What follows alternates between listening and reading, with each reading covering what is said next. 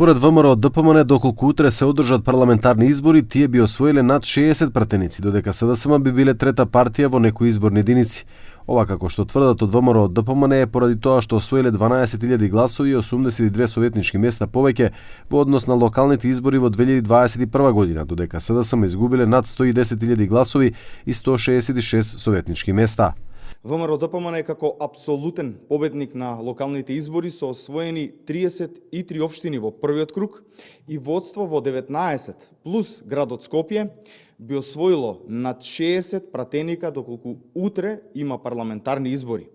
Додека пак СДС и Филипче би биле трета партија во некои изборни единици.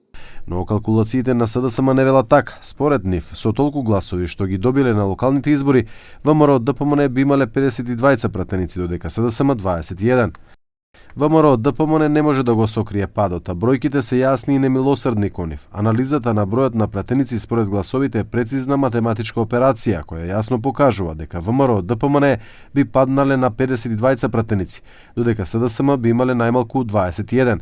Очајните обиди за манипулација се резултат на шокот што го претрпеа и падот од повеќе од 140.000 гласови, што е јасен сигнал дека нивните лаги и погрешни политики се откриени. Споредените бројки на парламентарните избори 2024 и локалните избори 2025 прв круг се следни. ВМРО ДПМН во 2024 доби 436.036 гласови, додека сега на локалните 301.799, што представува пат од 134.237 гласови. Од друга страна, СДСМ во 2024 година освоила 153.250 гласови, а сега на локалните 124.300 гласови, што е пат од 28.950 гласови.